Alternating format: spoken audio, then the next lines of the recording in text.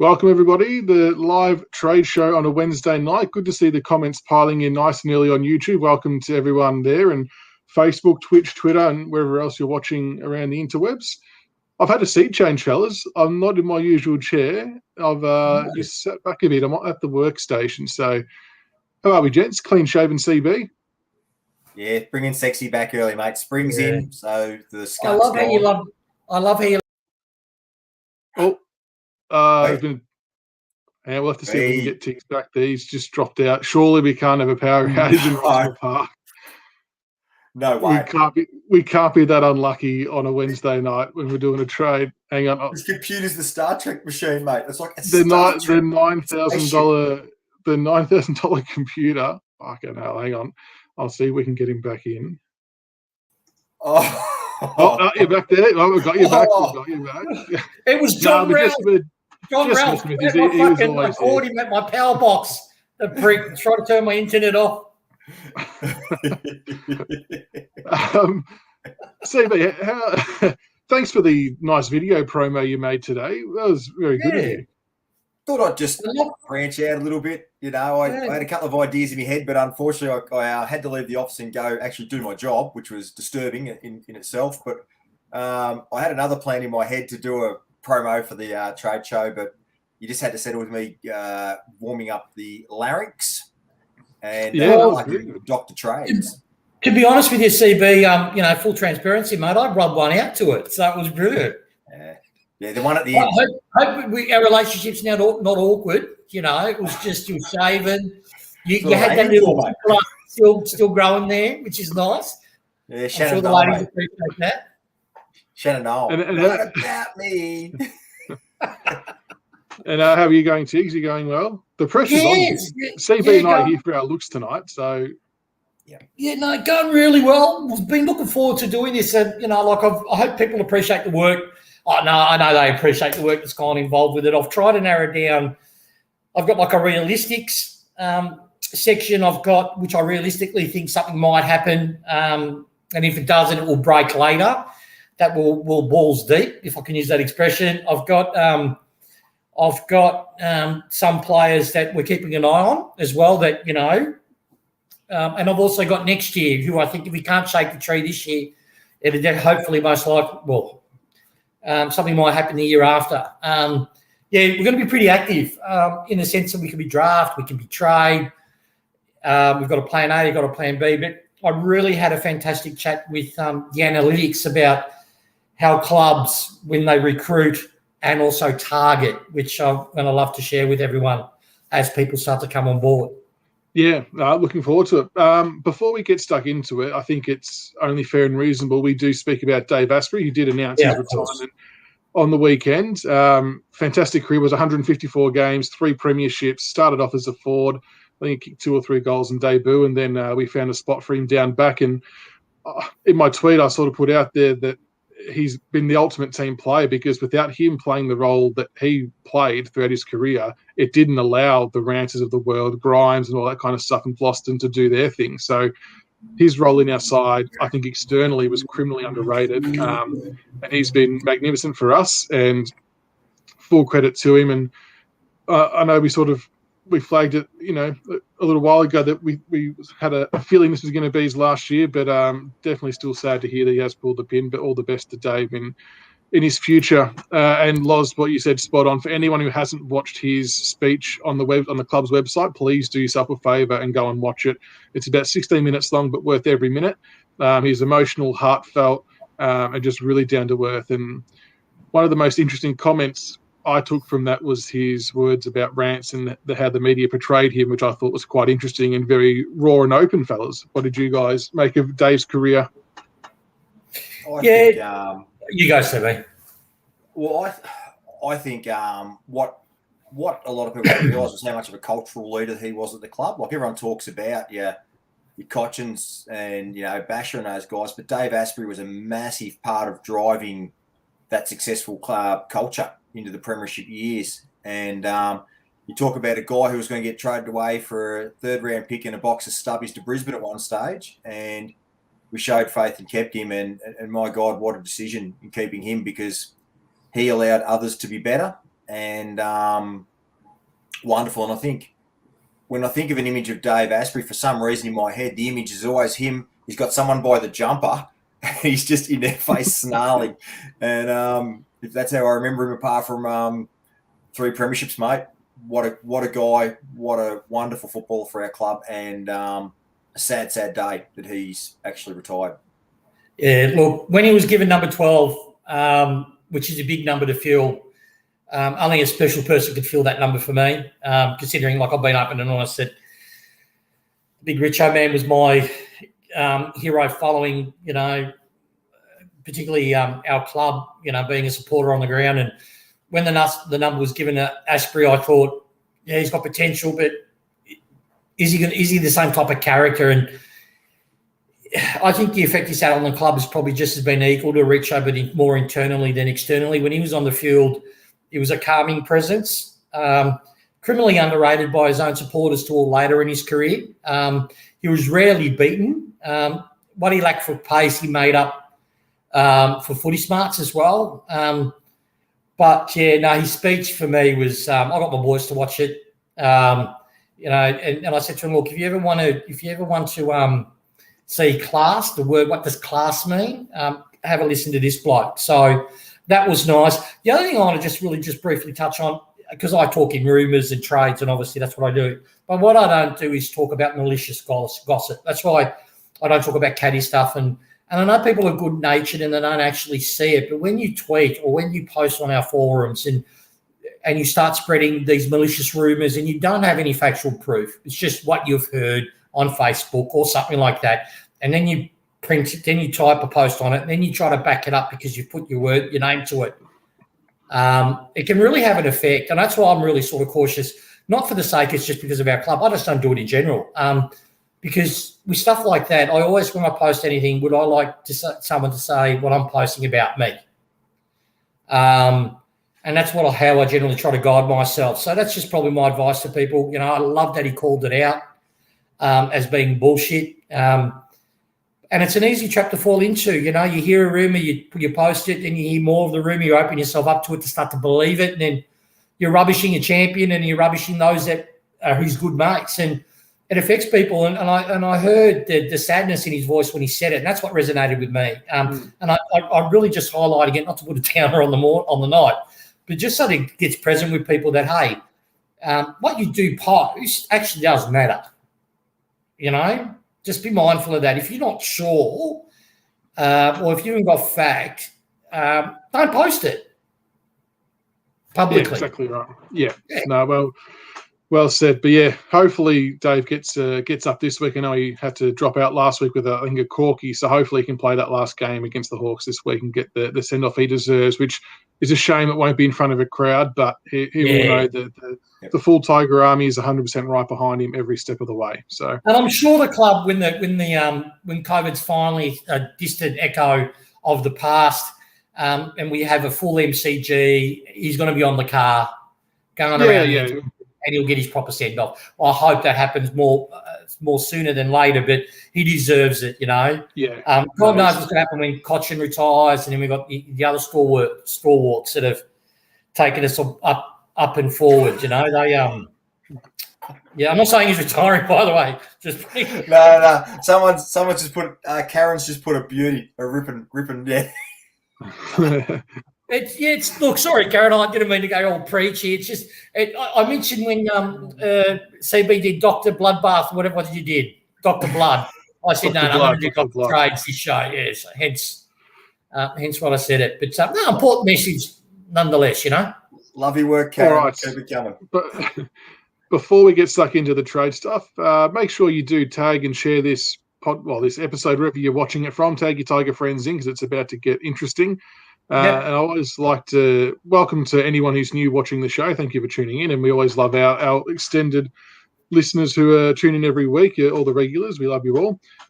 We always like to say at the start of these ones that unless said otherwise, unless Tiggs flat out says this person is coming, like he did with the Tom Lynch one, which was a bit hard to believe, but yet it did happen.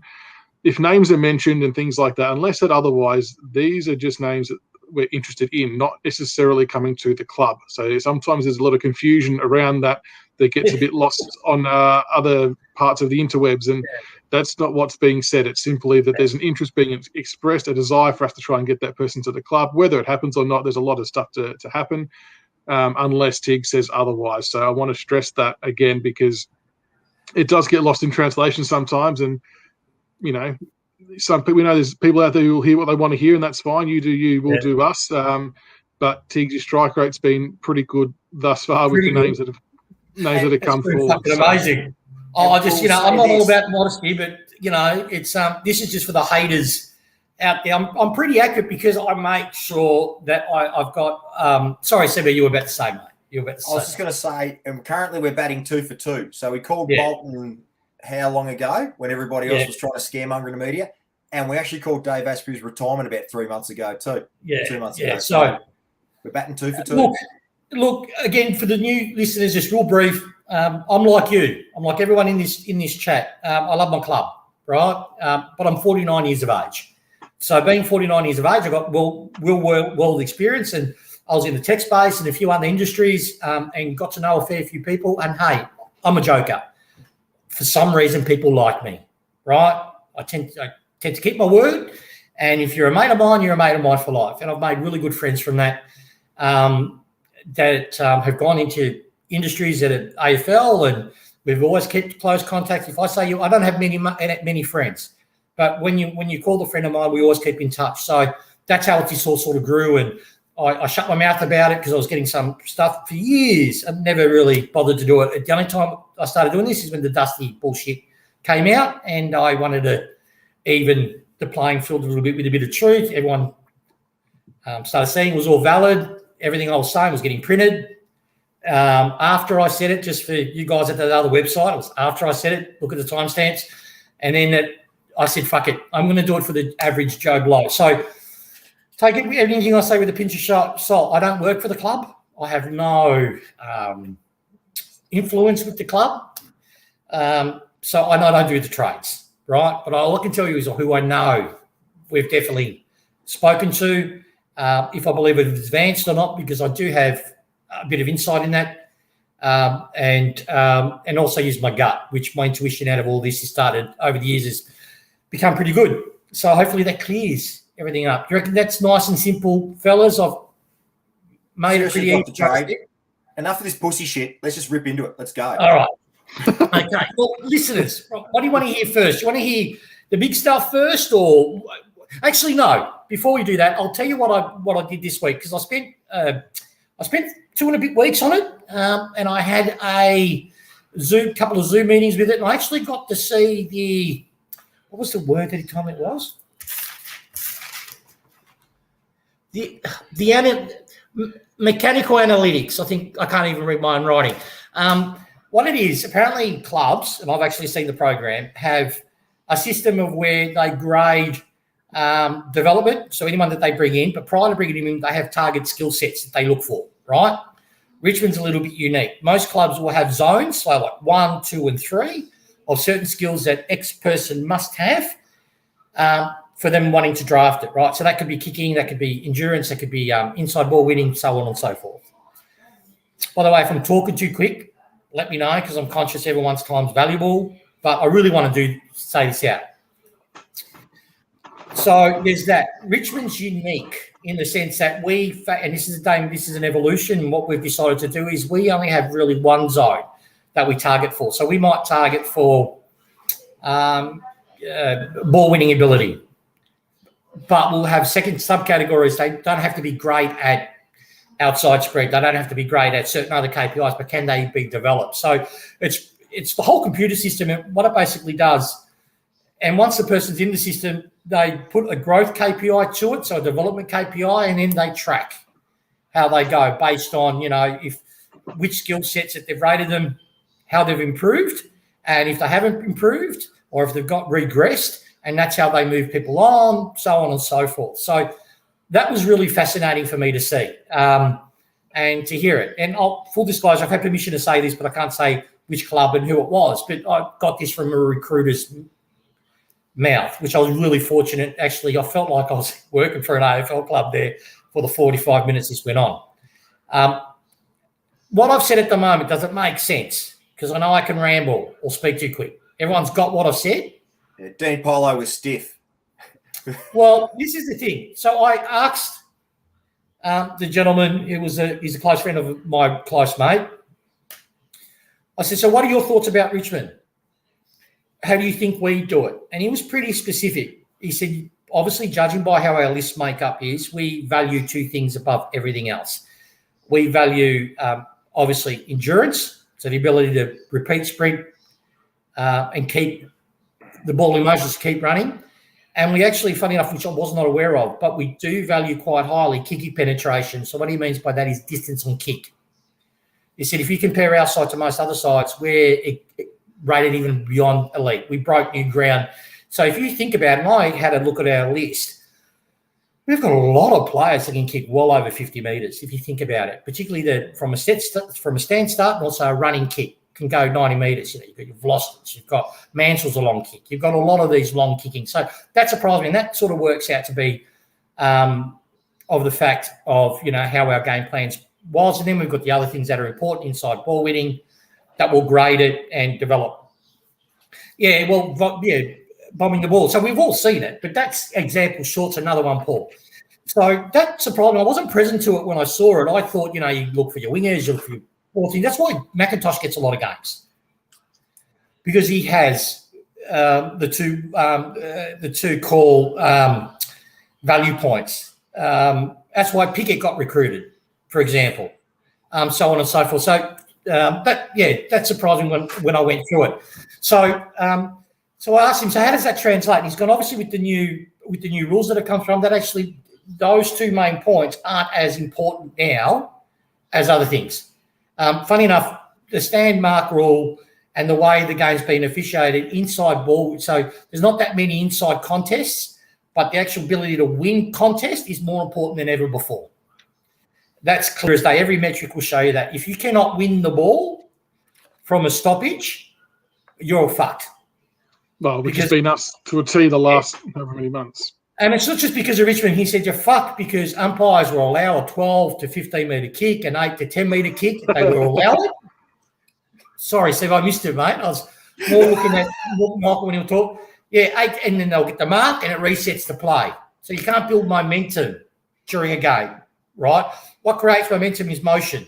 If the motion keeps on getting stopped, you can't create that momentum. And we're the best side to amplify momentum. So that's what's really hurt us. So I said, what was the opinion about how we're going to draft? And he said, Richmond, he said, they'll contend for the flag next year, even with the list that they have. So that was pretty nice to hear. And I said, yes, that because I'm Richmond. Because no. He said, you've had an aberration here. There's been a lot of things that obviously gone on that he's not aware of, but he said, you've had injuries, the amount of injuries and where they've happened have been, abnormal, which is true. Midfield, backline, all in one area.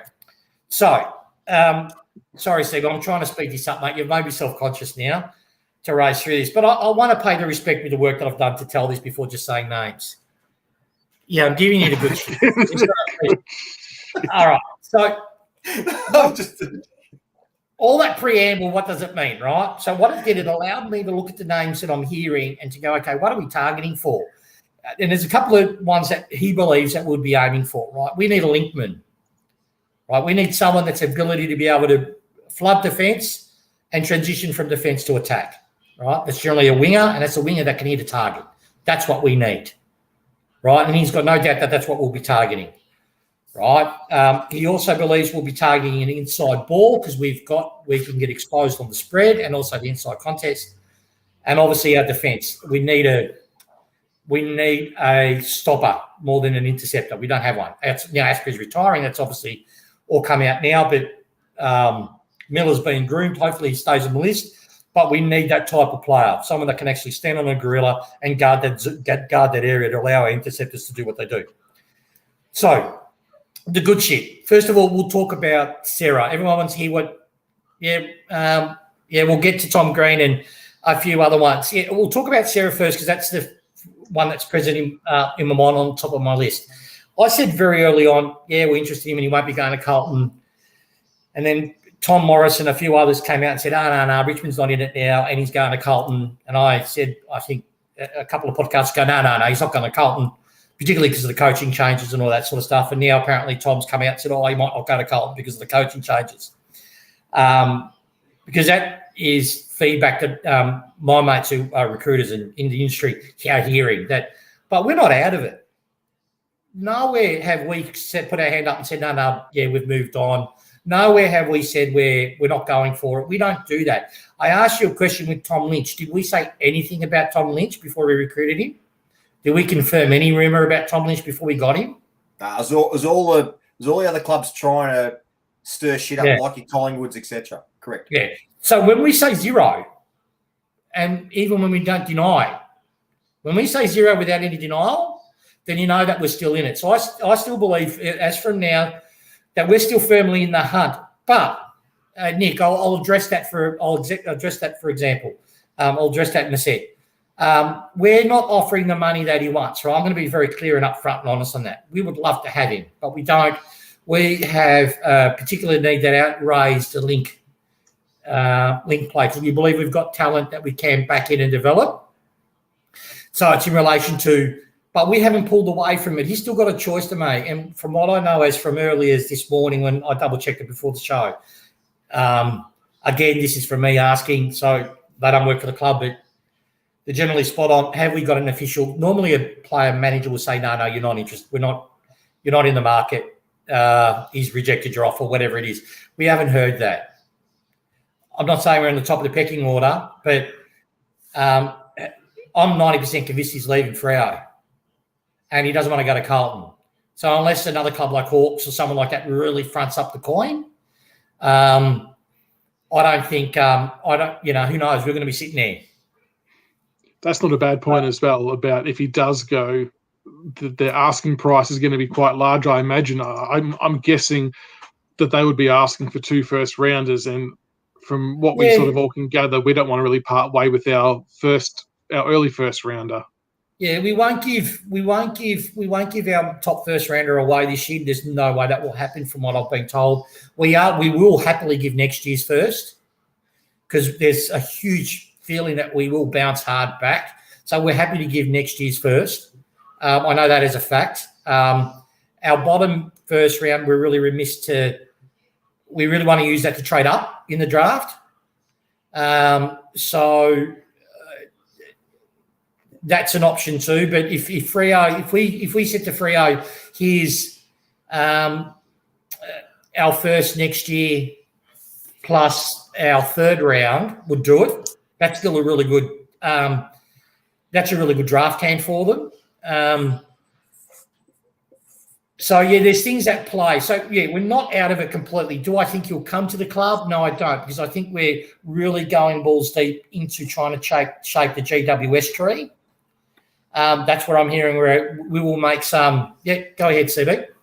Yeah, that's what I was about to ask. So, given that Kelly has triggered the part of his contract where he stays on for $1 billion, are we now shaking the GWS tree a bit harder, which is sort of played a bit off with the Chera stuff as well? Yeah, full on. Yeah, from what I heard, and I got to confirm this later on this afternoon because I wanted to make sure I can mention the name. And he's gone, we've never backed away from asking a question about Hopper. As if they don't get at least a top 10 pick. Yeah, Snake, I'd probably agree with you on that. But back on now, we've gone through Sarah. So, he's a probable if he's going to accept. I can tell you Hardwick's met him twice. That's 100%, right? So, and Hardwick's pretty good bloke. So, who knows how much weight that has. And he will get paid when he's with us. He knows what big of a club we are. So who knows? All right, I'm done with Sarah. Anyone else got any other Sarah stuff? And then I'll go on to GWS. No, get on the Giants, the tree shaking.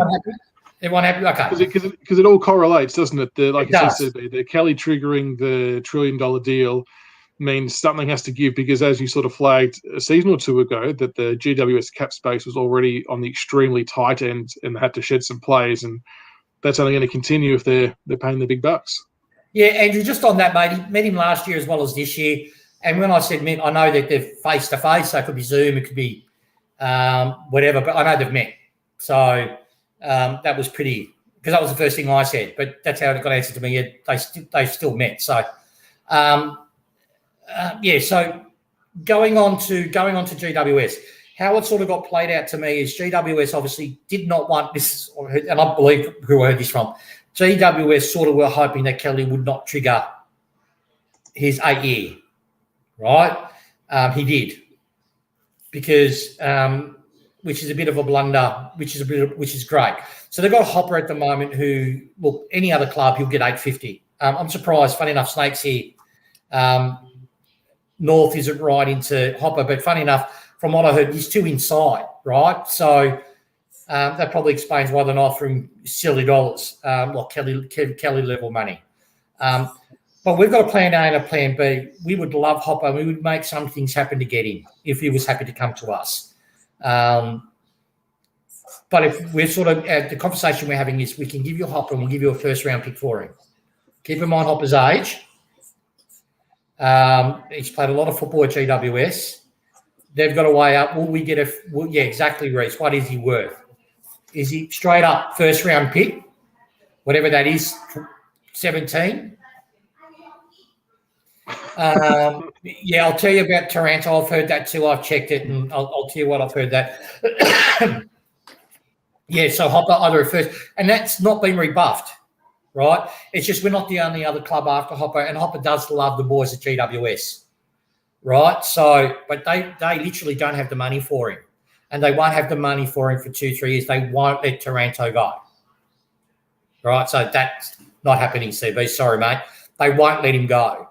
So, and Taranto's on huge coin. They won't let Green go, the other Green. He's on huge coin.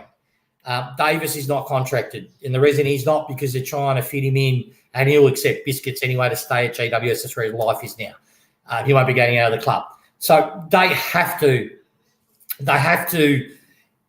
sell to him that, yes, you're going to receive him less, but you could win flags with us for less. Now, he's looking at, that would work at a club like ours, because we've probably got one bloke. If people talk about Lynch's weight, say 2 blokes, but we have to get Lynch in.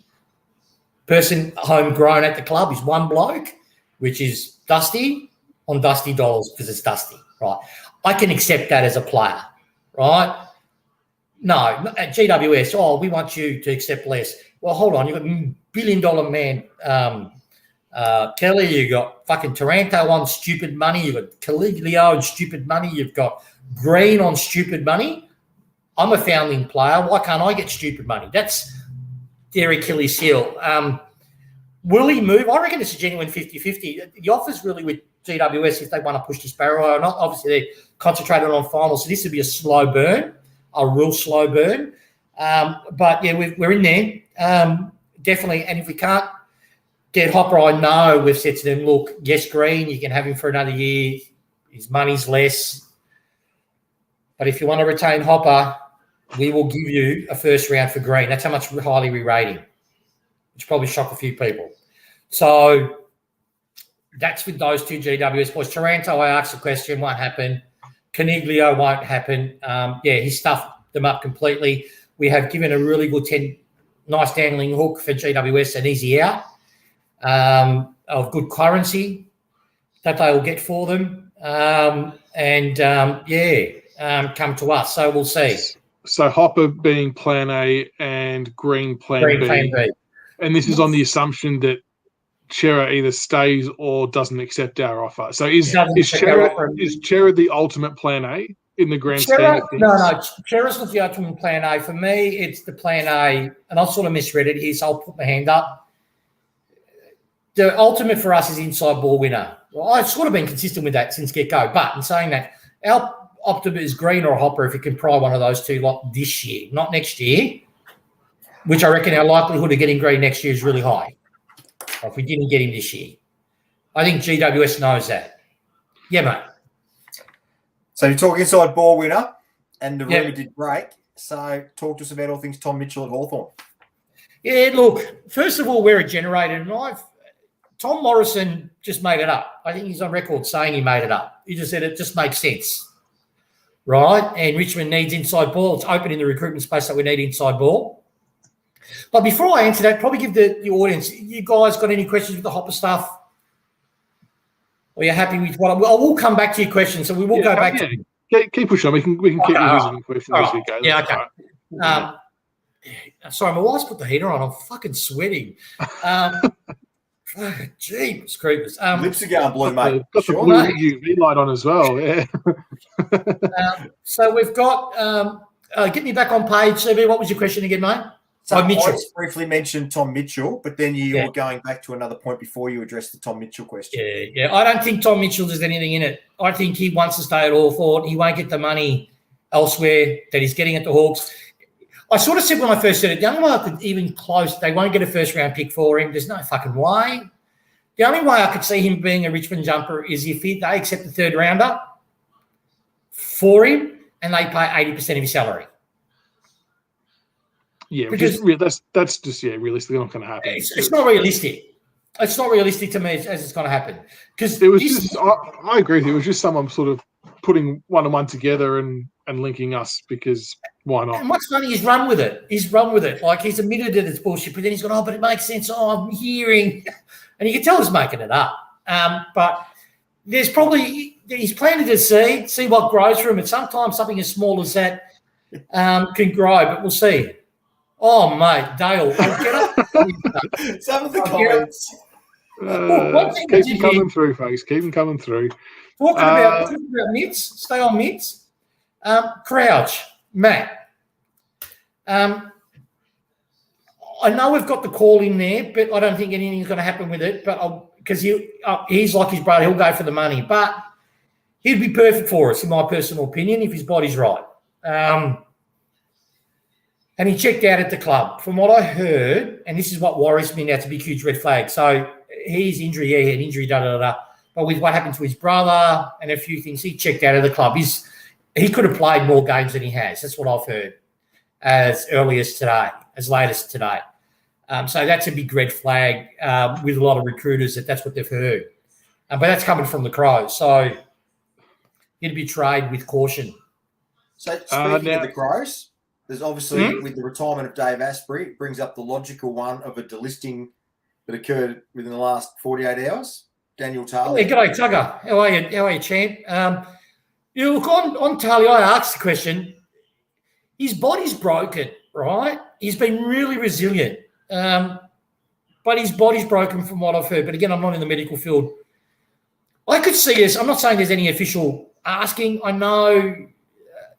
But I know how our recruiters sort of think. If it goes towards the end of the draft and we figure, well, he's going to come for a 200K and he's happy to play VFL if he needs him, but just to have another balanced, experienced guy to support the developing backs we've got, he might be an option, but I haven't had anyone, particularly my go-to guys, that said, Mick, yeah, we're definitely keen.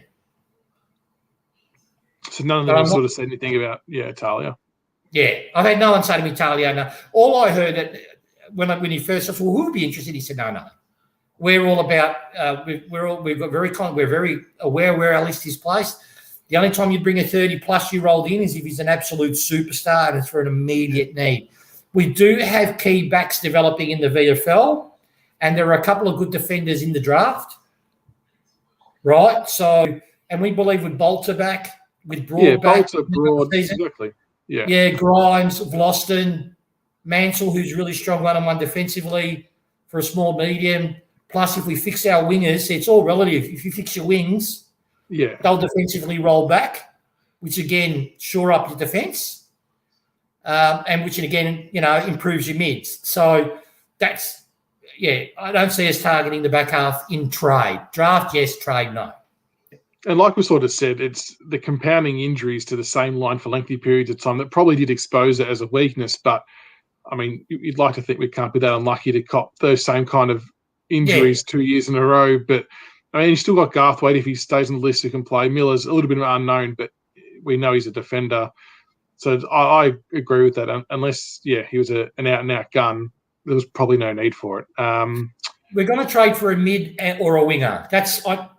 Speaking of that position, I have a feeling this next name probably fits into one of those categories. Narkle is being flagged quite a lot in the chat. I know we did mention him a little while ago that we were all pretty strong on the fact he might be coming over because of his relationship with Bolton and Rioli and all that kind of stuff. it's not just that he's demographically he's a type of guy that can put on size. He's got decent size to him.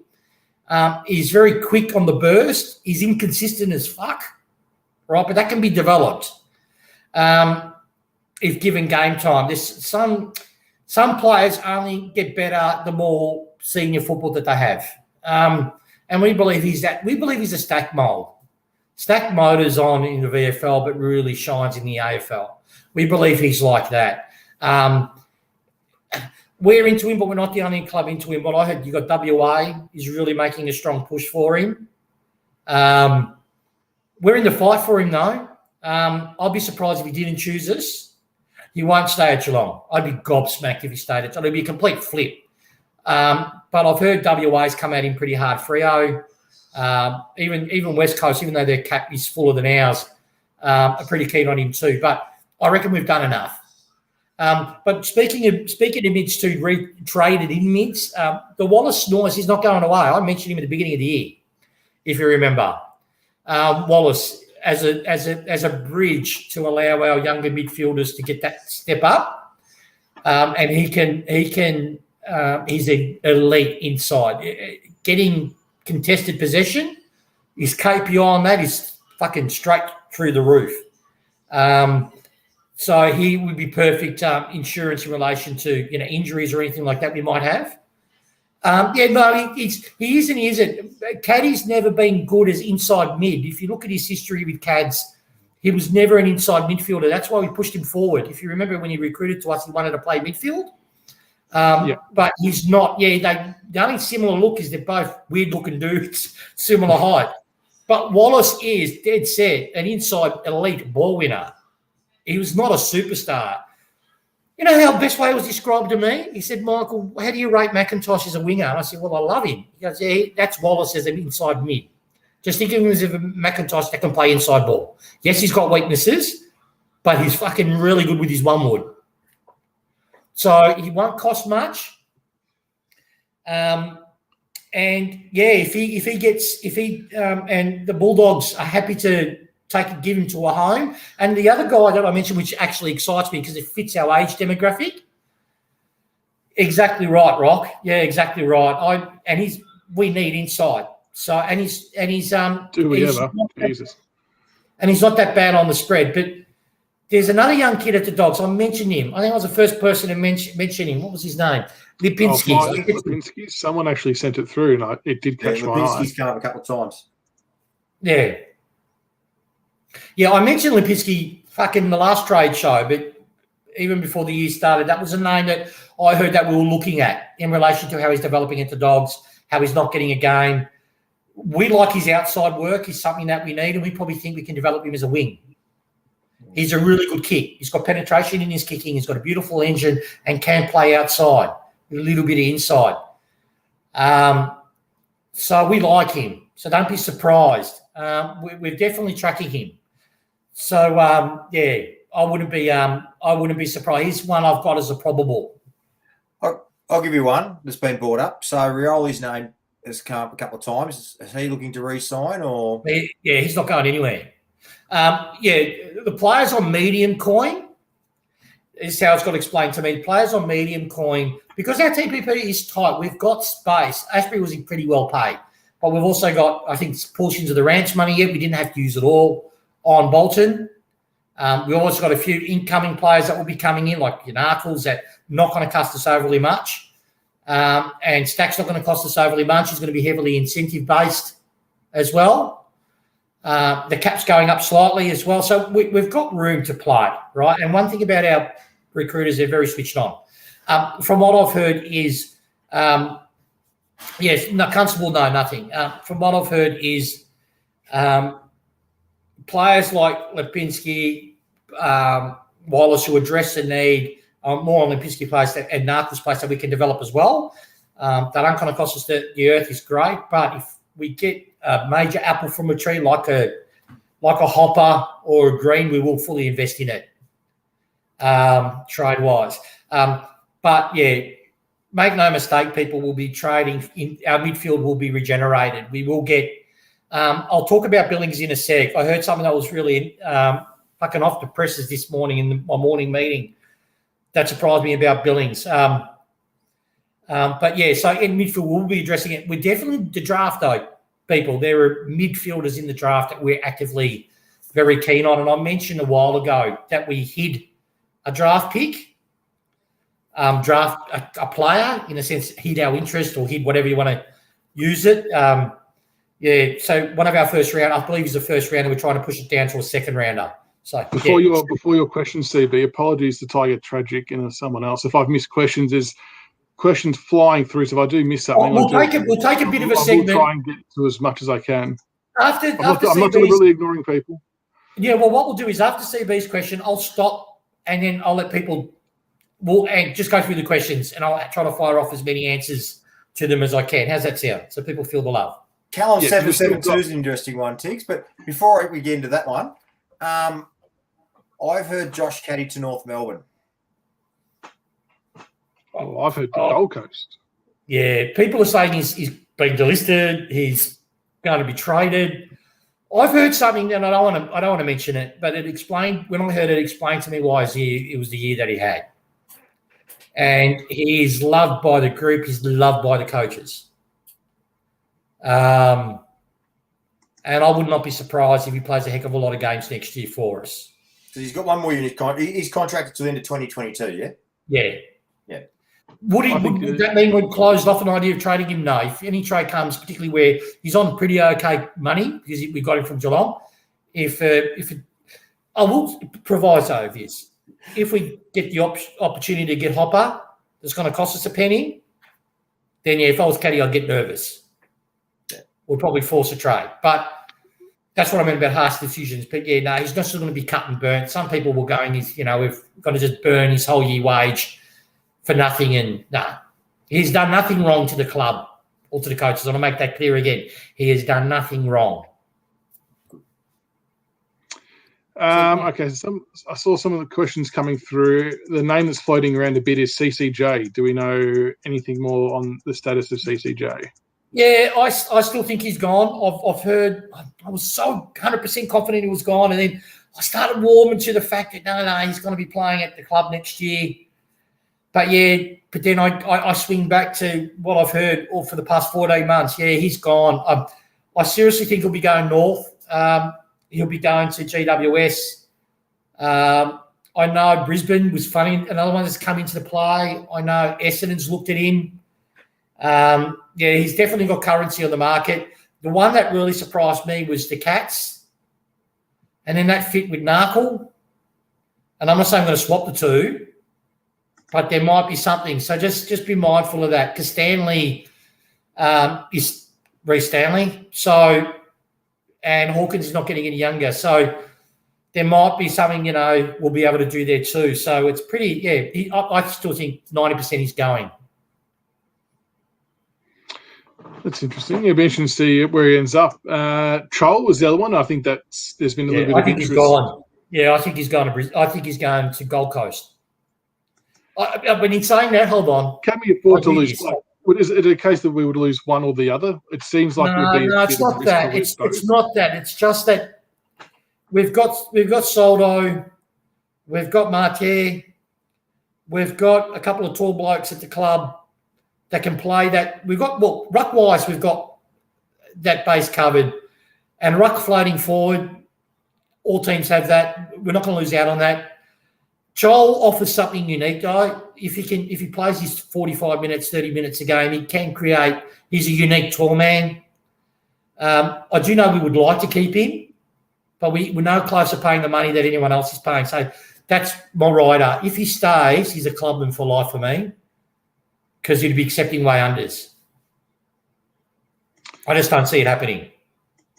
Yeah, it's okay. I just don't see it happening. And CCJ, no, he'll get 18 games next year at another club. Guaranteed. CCJ, I think, is one that we sort of spoke about earlier on, that it's not so much that we don't want him. I think we very much want him, but the offers that he's going to be getting from other clubs is going to be far greater than what we can offer. And if you're a young man of his age, you never know how long you've got in footy. If you get a chance to look after yourself and guarantee yourself some game time, it's probably, if you're his manager, it's probably in his best interest to seriously consider taking it. And it is what it is if that's the case. But losing them both would be an interesting prospect. I know we've got the other rucks there, but that's interesting. Yeah, pixel players, I'm not sure. I'll probably picks for next year is probably what we'll look to do, from what I've heard. Yeah, I think this year's picks we seem obviously very keen on keeping as much as we can, but and we can't use them all. We don't have the spots so we're going to we're going to have to trade or roll them in.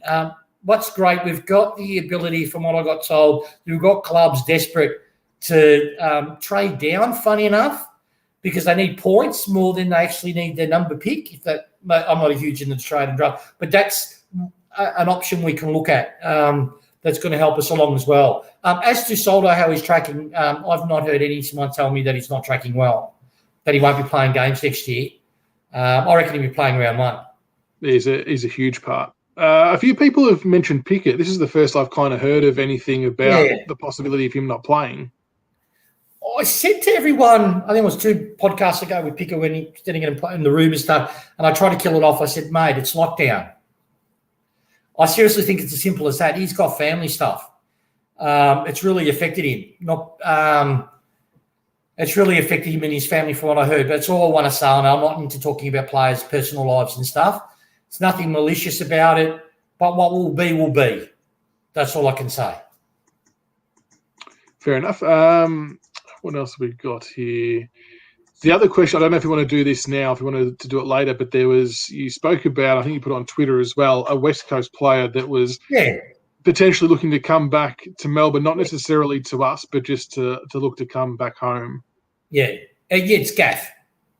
West Coast know exactly where they're at, and they've actually put him on the market. And before, I don't know if you've got anything else to add to that, but I remember on one of our shows a couple of years ago, before he signed his long-term deal, that you mentioned his management did approach us when we weren't in to take him because we were going after Lynch, I think it was, at the same time. Yeah. So that's interesting that he still wants to come back home. And like we said, not necessarily to us, but look, if he's happy to take unders, you'd ask the question, but I don't think that'll be the case. No, I don't think he'll be at Richmond, but I do know he's like, if money wasn't money, if they were doing it for free, he'd come to Richmond, right? We're in that high regard to a lot of the players outside. Gaff was the one. And, it's sort of thank you, Lee. Yeah, no, I've got a few of my friends that are in physical development, and they're all saying Soldo's off the chart. So thanks for backing that up. He's definitely, it's Gaff. They have to regenerate their list. And don't be surprised if a big name drops at WA. I actually heard Darling.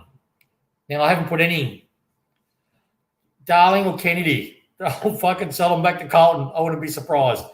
One of those two, one of their calls. So watch this space with West Coast. They can really fuck this off-season up if they destroy their heart and soul while letting go, a favourite son. So it's going to be interesting to see how they play it. Any forwards on a radar? Yes, funny enough. There is. We need full stop. Quality small. We're looking for a good quality small. It's one of the reasons why we sort of preemptively put Rioli at the back half. I thought it was just for form. He said, no, nothing's reactive with Richmond. It's all pre-planned. And that was nice to hear a rival say that. So they're actually reckon we've now I haven't had this confirmed by my main mate, but they reckon we've been into Billings. So all I'll say is just watch his space. He's happy to accept unders. And they reckon we've been into Billings. They reckon Hardwick loves him. And they reckon we'll be a perfect fit for him. Is it going to happen? Who knows? But Billings is someone I've heard would fit seamlessly in our forward line. So then the question becomes to the masses, do you prefer Billings over Castagna or Arts? That'd be an interesting discussion to be had if it was to eventuate. I love Castagna and Arts, but none of them are fit enough to wipe his ass. Talent-wise, this guy's got and he's been playing injured, which is a huge plus in relation to a character of a bloke. He's been playing injured all year at the Saints and copping it, being used as a scapegoat and stuff. So, I've heard if he comes at the right price, Billings is something to, so who knows? If our price is too low, then he doesn't come and he stays at the Saints. But I know we do. Dimmer loves that type. But will we get all the names I've mentioned now? I don't think so. Sydney's a funny one. They're squeezing out of the cap. If we can get a good player from there, we've all heard the names. I'm not saying they're all being come through my desk because Mick, we're definitely going to. That will come closer when our season's finally finished. So we will do another show, maybe a week, the grand final week. We can do a show then if you like. Quickly do probably end up running. But Sydney, I wouldn't be surprised. But the ones I'm really super confident on, obviously Narkle. I actually think Lipinski is more something might happen. I really do think that if we miss out on Sarah. I seriously think though with Sarah, we're not as dead in the water as people think. And I actually think Wallace will happen. Okay, because that is interesting. A lot of that hasn't come out yet, so it'll be interesting to see if and when that does eventuate. No, they're not sexy names, but you've got to keep in mind is what those players are. We've got two development players that are hit our age demographic, Narkle and Lipinski. We've got a senior player who's really good to support Prestia and Cochin in the short term and support RCD and the people we've got. And we've also gives it enough time with the quality young kids we bring in, midfielders, A-grade talent. They're not rushed to play straight away. We can develop them properly. And lastly, there was a young kid from Carlton, O'Brien. Don't know much about him, but his name's come up a few times as a winger. We just think he's been poorly developed. Apparently, he's a really high first round pick. We think he's just been butchered at the Blues, and we think if we get him for nothing, could be as a rookie, could be if he gets the listed, which it looks like it might be from the noise. Here's another one we'll have a look at. Just before your question, CB, the interesting one about the Bulldogs is they need points to get Darcy as the father-son too. So that's another interesting factor that comes into play. So there's maybe reason for them to need to offload players to get in other picks so they don't burn an early one on him. So you go, CB. I've actually forgotten my questions. I got listening to what he was saying before. So that's all good. It'll come back to me. A lot of people have asked if we know anything more about Hooley. We did speak about it a little bit on Monday night. He definitely wants to keep playing. Dimmer played the straight bat with. We'll make our list decisions in the due course as he does as a coach. But it's exactly what I sort of said last potty. I think he'll only stay on if it's to what we need him to do. I don't think he's going to be playing 18, 22 games next year. Yes, CB. So what balance do you reckon we're going for? So we know we've got 6 picks in the first 45, and so we might have, say, 8 or 7 picks all up in this draft upcoming. Are we looking to bring in 2 to 3 players and draft in 4 and maybe let 3 or so go? Or how are we looking to do this? Yeah, good question. How I get from and what now, my other mate, this is his forte, and what he seems to think that we'll probably bring in two players. So let's say Narkle, and now again this is spitballing. Let's say we miss out on Hopper and Sarah, and that we'll go Narkle and let's say Lipinski, get them in because they're proven depth talent that we can develop, but they still offer something and they fit our age demographic and they won't cost us much. They reckon we'll try to trade on to bundle up our bottom first and either one of the bottom seconds or the bottom third, or whatever in that mix, to try to trade up that pick to a higher pick. Yep. Right? And then we'll use that 2 first rounders, so a better first rounder and our top first rounder, in one midfielder, and funny enough, the one that surprised me, one defender, is what I'm hearing. So a midfielder and a defence. Do you think we'll get involved with the Collingwood all in any way? Because Pies need points to get Dacos, and they've got no picks. Are they a type of club that we could try and bundle or do something with? Or I don't see it. I see the Trelaw thing really fucked our relationship with Collingwood. People, we don't forget, and they fucked us. Let's not make no bones about it. Collingwood, we got Grubby Allen, bent Richmond over and fucked us in the ass. Excuse the language, but they did that. We don't forget.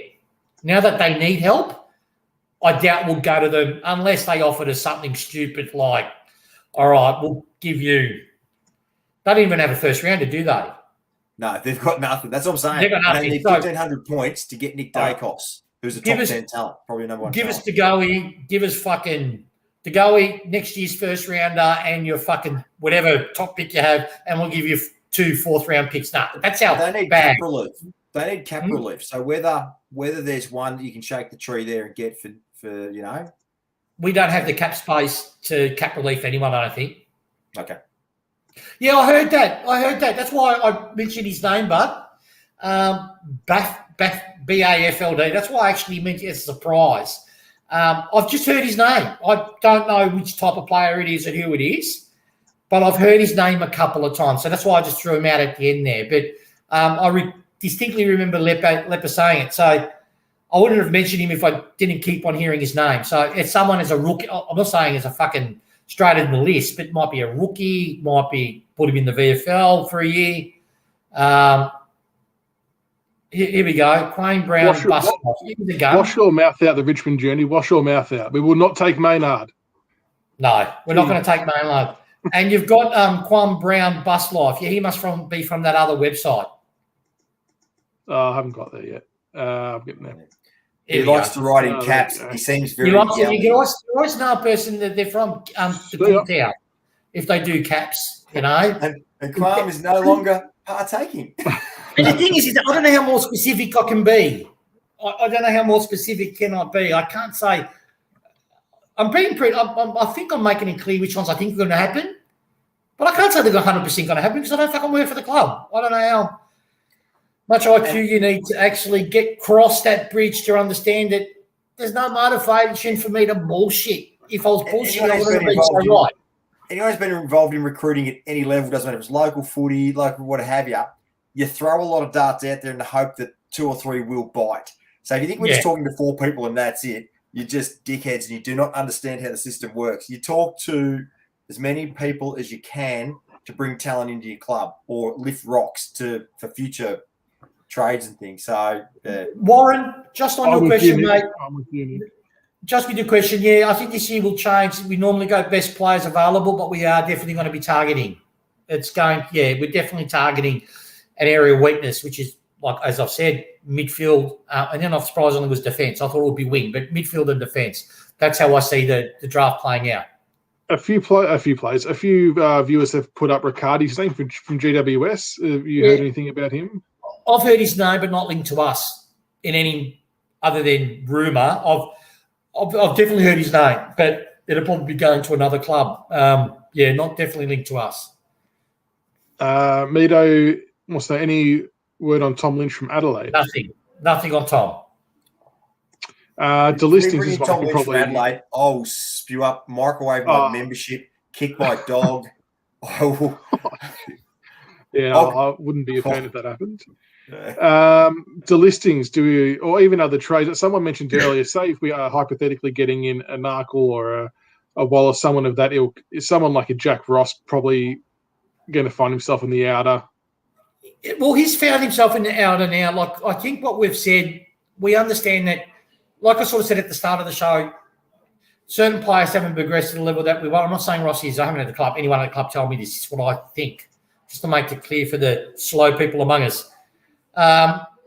So a player like Ross is a perfect example of that. If he, I'm sure the club would happily facilitate a trade for him. If we can get something that will help the club in return, but also help the player. We've done it in the past. We'll do it again. But Ross is not like someone that will demand we have to keep his spot. He hasn't been in and out of the side. He's some good games. Like Nash is another one, which breaks my heart. I'm really worried for Miller, though I think we might keep him because of Ashby's retirement. I'm hoping he gets some crack because I rate him as a talent. RCD, great, Bobby. Thank God. Someone mentioned his name. I was waiting for it. I did a lot of digging on RCD. To be open and honest, I heard that there was a relationship fracture with RCD. He wasn't happy and all that sort of stuff. The Sydney was into him in a big way.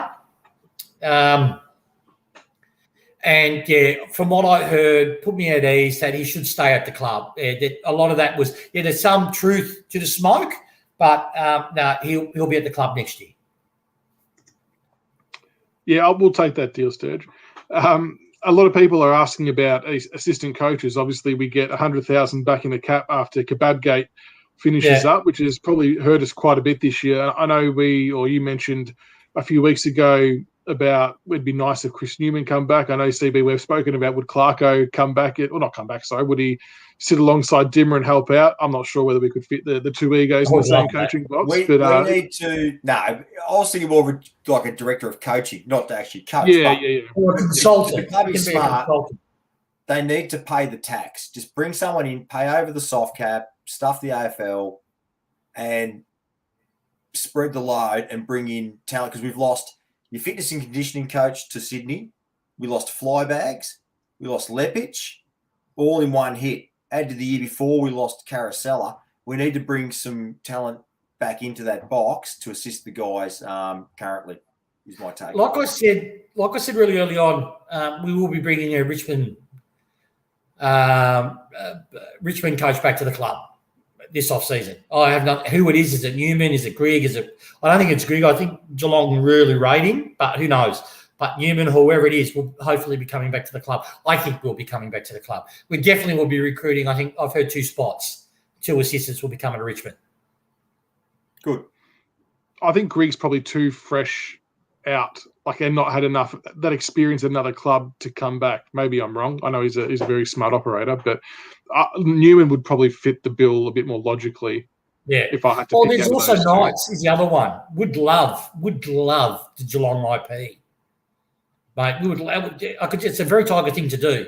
Bring Knights back, because they did it to us with Grigg. Bring Knights back and say, okay, how are they doing this? What has Hocking done for them? Whatever, they do. But I can see us doing that. Because you've got to understand, we've got a couple of highly rated assistant coaches that might be senior coaches next year. Well, yeah, correct. And we have to replace them. Yeah. That's a good call as well. I think I mentioned him not long ago, Paul. Dean Solomon is very, very highly rated. Yeah, I'm surprised he hasn't actually been. I'm surprised he hasn't been mentioned or linked to maybe the Carlton job or something like that. The other one is Prescott. I've heard his name. Ashley Prescott, really highly rated in the AFL industry, though he's no longer in a senior side like Dean. But yeah, it's very highly rated. There's a lot of love for Nida in here, which is nice to see. And apparently McQualter could be on the way out too. There we go. Yeah, I heard that to play a lot of shares shifting around. So let's see how we go there.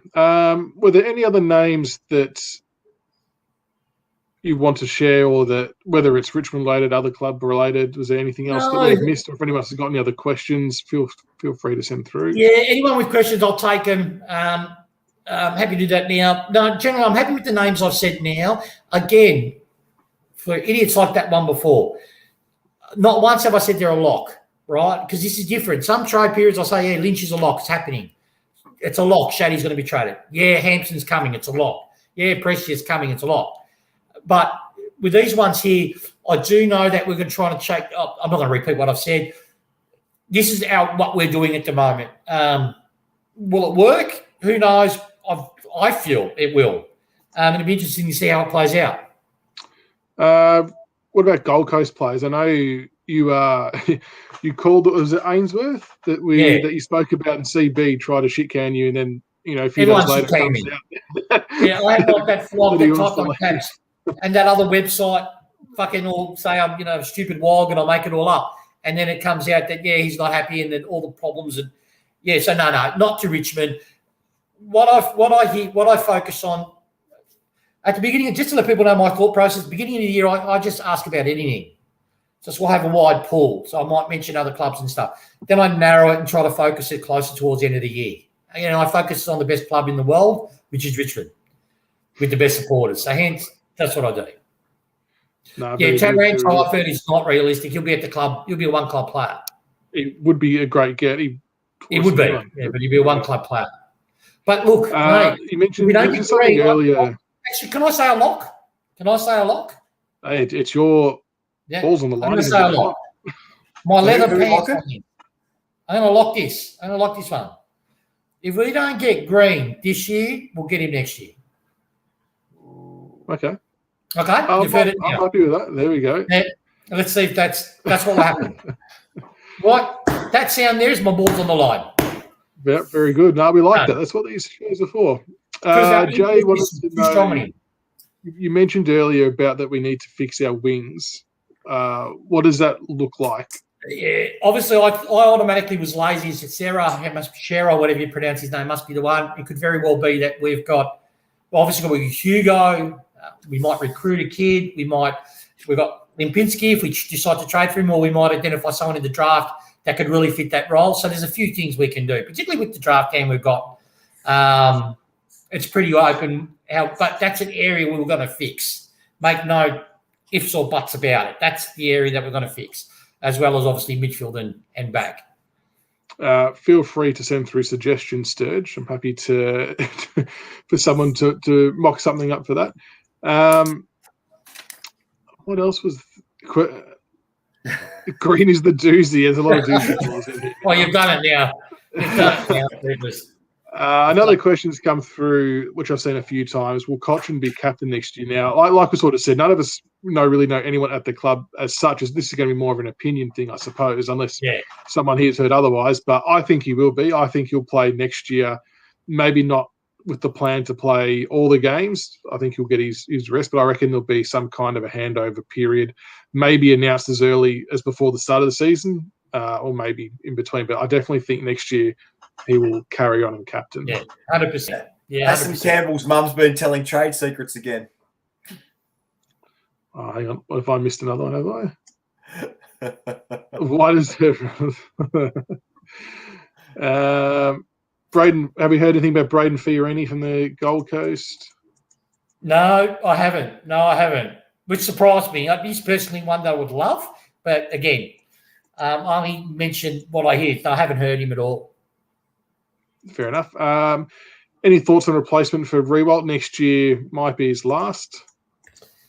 That's a good question. We've got no, I haven't heard anyone either trade or recruit. Again, forward line, I heard we're interested in the small. But yeah, I haven't heard as a direct replacement for Rewalt, no. We'll Ray, I rate him hugely. And I got told he's not being delisted. So I'm hoping my mate's right. Who was that about? I was stressing. Yeah, I was stressing. Noah Cumberland. About Noah Cumberland. Yeah. So if we're sort of talking ballpark about Narkle, Wallace, Lipinski, as a gauge, what would you say the percentage of I'd say Narkle 80%. I'd say Narkle 80%. Wallace around about 60. Lipinski about the same as Wallace, 60. It's starting to gain traction now. Narkle's been consistent all year, right? Even last off-season, Narkle's, we didn't go for him. And I said, well, that was obviously a bullshit rumour. No. It didn't suit our need now, we believe. We want to see another year of him in their system. So that's how I sort of heard it. So I believe now he's gettable and his value's a lot less, obviously. So we'll see. But Wallace, I keep on hearing him. So... Jimmy, the record for a trade show was a few years ago. It was when Dusty was going through the initial contract saga. I think YouTube had about 2,500, 3,000 views, maybe even more. So tonight we averaged about 405 live viewers tonight across multiple platforms, which is good. So we appreciate everyone for tuning in and sending through your questions, obviously. And I think, this episode will obviously grow as it gets to all the socials and different platforms, and people will go back and listen and all that kind of stuff. Before we wrap up as well, obviously our season's going to finish very shortly, sadly, but we are, at the risk of speaking on behalf of the other two gentlemen in the room, we are looking at maybe even doing another show, whether it's once a week, once a fortnight, whatever it might be, not necessarily about Richmond. It still might be about footy, which during finals. We've obviously got AFLW coming up, but it could be about just general life stuff, cricket, Formula One, video games, whatever, just something to talk about, to engage the community with, because I feel like in this period of time where things are a bit tough, it's just good to have a bit of a laugh and a bit of a chat. So we might do something in the near future. Odds are I probably won't be part of it. I'll be having an off season. So I'll have a fair bit on coming up over the break. My other sport resumes, so I'll have a fair bit tied up and invested in that one, I'd suggest. But I might drop every now and just give you a bit of love, you know. And we'll channel CB. I'll make sure I get all of his spar and advice, and I'll just read it out from a script what CB recommends in beauty and skin the foliate the skin. I'll pass that on. We'll do a couple of the health shows. Johnny Skurlock's just said, please not cricket. Let me tell you, for a bloke who hasn't played for over a year, was he fairly winding the leggies down? I might have slapped him a couple of times in the nets, but that's all right. That's between mates. But he was going all right apart from when he had to bowl to me. He was all right. We tried to get Groupie on once and he denied. So that's okay. But no, so keep an eye out for another variation of the show that just might pop up whenever, just to try and keep engaged with the audience, and we'll keep chatting, keep taking the piss out of one another and enjoying each other's company. So this is a good suggestion. Sorry, before I wrap up, we should do a road show live feed from Michael Bob. Someone has approached me about that before. If I had the equipment to do so, and obviously COVID wasn't a thing, we would 100% do it. But but the other problem with that, judging by the odd random weirdo we get on here, I'll probably get shanked halfway through the state. Just all start shivering me for no reason. God, some idiots take it so personal. All I'm doing is, I don't care if we've got one viewer or 400 or 4,000. At the end of the day, just treat this as a mate that hears shit talking to another mate that wants to hear the shit. It's a pub show. Yeah, exactly right. That's it. Appreciate that, Steve. I drink with most people on here, like we said. We've got a CB. You weren't on last week, but it could be sometime next year before a game. It could be during a game, after a game. We all meet up at a hotel. And we just get blind with our audience. I'd love that. Get blind with their audience. No, we'll definitely have a beer with everyone. I'd just be happy to get out. Yeah. Small steps. Yeah, thank you for that comment, Sturge. Drink a beer without my mask on, apparently, in Melbourne, you know. Like, Christ on stick. I've detected you're anti-Melbourne. We're people too, CB. Just let you know, mate. We're people too. We're all Australian. Just want to thank you, Sturge, as well, for giving us the chance to start this up all those years ago. So I appreciate you and your support from the get-go, mate. You've been a mainstay of the show. Where's JC? We mentioned a few weeks ago the honest-to-God answer is not too sure, so he's just kind of gone a little bit missing, but we do wish him all the best, and hopefully he is safe and well. But thank you, everybody, for tuning in tonight. Very much appreciated. Thanks for the information, Doc. Now, these shows are always interesting, and it's good to hear and see all the listener questions come through. Like we said, we're in it. We're just supporters like everyone else. And like we sort of said, not everything will come off, but, when Tig says we're interested in a player, history will show that tends to come out. And whether it comes off is another thing. And someone wrote before, we probably can only afford to get 2 in, not 3, and that would make sense. But it's the fact that we're out there trying to improve our list, and it's just nice that we can hear it first. And can I just add this? Sorry, Sammy. This draft is a bit different. This draft, normally when we're shit and we're trying to improve our list, our target's pretty specific. So you can read the play really early, and the names like Lynch, and when we went Prestia, and then when we got Hansen and a few others, I could call them straight off even when I called what's the kid that went? I just said his name was AT. No. Oh, Treloar. Treloar. Yeah, I was right on Treloar before anyone. I said, no. Even then KB started, because heads of agreement, I know what happened on that side. It's very easy to communicate. So I can give you guys 100% now this is happening. I can do it. This one, because we've got a good list, we've got issues we need to address. We've got a well-paid list. So we've got options. So what I'm trying to do is just throw names that I know we're having discussions with, that we're keeping an eye on, and then we'll see what happens. So that's what you need. So, yeah. Just for supporters. If you're watching this, right? Yeah, we've probably named about 6 blokes that we're looking at or we're dealing, however it works. Understand, is it a bad thing if we mention 6 people and we only land, say, Wallace and Narkle? Is that really going to be that upsetting for you that you land those 2 players and we draft more kids in? So just understand the show for what it is, right? It's an imperfect science, right? We're just sharing. Yeah, I haven't heard that with Canelo. Yeah, I've heard that come. Actually, you're old time. I heard that middle of the year. Asked a question about it. And I think it really stemmed from the fucking documentary. That's what I think it stemmed from. Jesus. Yeah, this is how this shit starts. I haven't had anyone that I actually rate tell me to my face, oh, well, virtually, by Zoom, yeah, Mick, I think there's weight on this. I haven't had none of that. Oh, that's good. Hopefully we answered a lot of your questions tonight. I do apologise if I missed anything. I try to flick through as much as I can, but I think your wrap was pretty comprehensive there, Tiggs, and much appreciated. So thank you for your input as always and your hard work in your research. I know you do it for the love of the Tigers and the love of the listeners, which we always appreciate. CB, you and I looked amazing tonight. We played our role perfectly, held up an end.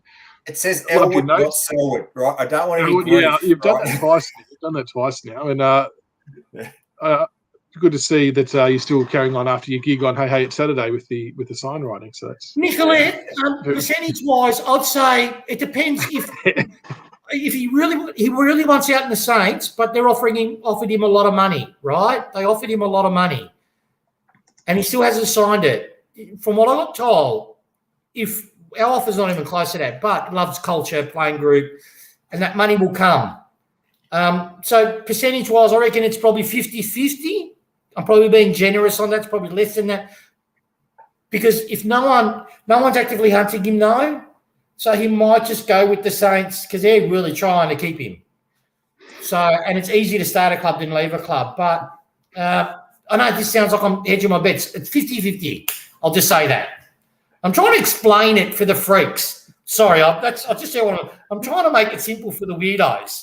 No, we were laughing. There's so much shit happening by our audience. It's amazing. We were laughing at that. Someone told Tiggs to stop holding his breath because you're turning blue.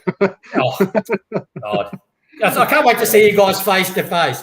Particularly you, old Tiger. Particularly you, son. Well, you reckon the shit canning will stop? I reckon it'll stop all right. It'll stop all right. Very good. All right. Have a good night, everybody. Thank you so much for tuning in, and we'll see you whenever we see you next. And hopefully the boys can get up on what a day we're playing, Saturday, Sunday. Has that been confirmed yet? Whenever it is. I want us to lose. Let's hope they lose. Get a better draft in. Better draft in. Not all doom and gloom, folks. We will be back as a team next year, bigger and stronger. So and watch the game on Saturday and see Dave Astbury off. And there might be another couple. Yeah. Appreciate 100%. It for what it is and just see the boys out, support them. Results are relevant. Clap them off. Fantastic. Yep. Yeah, good point. Saturday, 1:35. Thank you for that. Absolutely. Make sure you watch it. And we will talk soon, everyone. Have a good night. Too easy.